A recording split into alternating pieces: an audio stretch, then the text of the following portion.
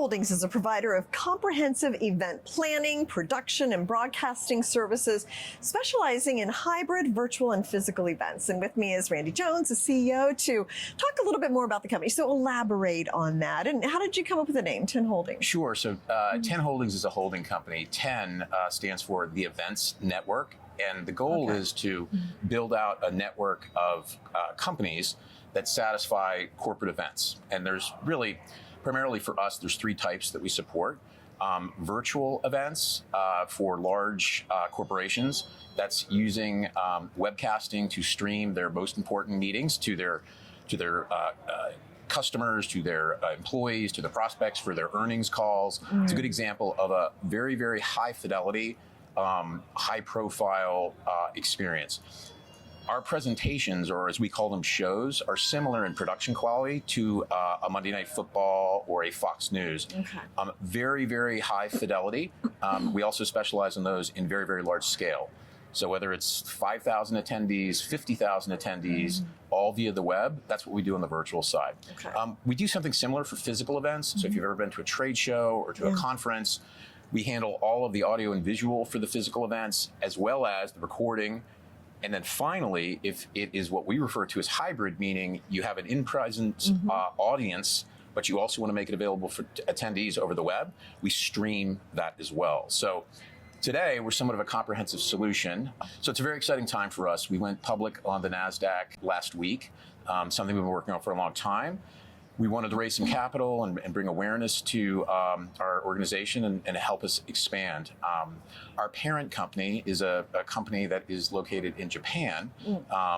V-Cubed, it's about a 25-year-old company, publicly traded on the Tokyo Exchange. They have a very, very heavy presence in what we do in Japan. And we are essentially going to be, and have been, and are growing into a similar type entity here in the United States. And we work very, very closely with them. So, interesting. Yeah, it's an exciting time. Well, and I've been to conferences and I've been on webinars and all that, and there is like this technical expertise that is needed to make sure that these go smoothly. So that's really what you provide. Well, honestly, you're probably the most important piece is the talent, the presenter, but everything that goes on behind the scenes is equally as important, especially if it's a live event. And that's really what we specialize, whether it's over the web or in person.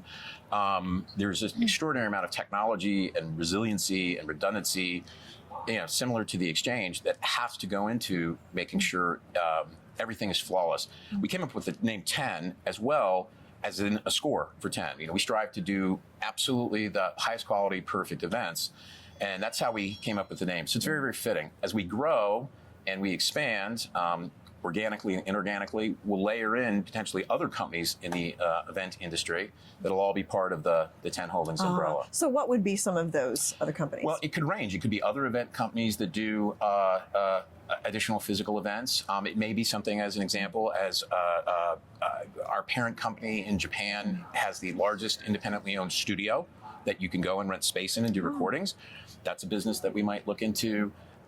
Maybe a creative company, maybe an agency, maybe something with concerts, really anything where the audio, the visual, the sound, the streaming, the quality, if we can add that and it is accretive to our other companies, that's the type of thing that we would look for. Well, I'm just imagining like an executive, they've got a CFO or something, they've got all these numbers and everything they have to go through. They're like, I do not want to deal with all the technical, so they just outsource that to you, basically. Well, I'm going to smile and say sometimes our CEOs are our most challenging speakers, but as an example, there's a company that's here in Manhattan.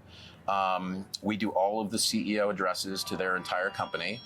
That's to roughly 50,000 employees. They are live broadcasts via the web all over the world, concurrently, simultaneously. And it's also with our platform, there's a sense of engagement and interaction. It's not easy. It's a big task, but very, very high fidelity. I say with great confidence, we do that better than anybody in the world. And it's exciting. It's a very exciting time for us. What kind of trends are you seeing in this space? What do companies like to do these days? Sure, it's a good question. So, we all saw what happened with COVID, which gave everyone a real, first-person introduction to distance learning and remote communication. That has obviously settled as we've come out of the pandemic. But we still have, I think, trends in that a lot of workforces are still allowing their teams to work remote. I think people aren't as electing to travel maybe as much as they once did. The need for hybrid, being able to satisfy kind of both ends of those audiences, is very apparent. It's also interesting for a lot of traditional physical events that we do. Many of the organizations are coming to us and saying that they want to stream the event, and they want to stream the event live, so that anyone from anywhere in the world can also attend. Obviously, we do all of the recording and video on demand, and we log everything on behalf of the clients.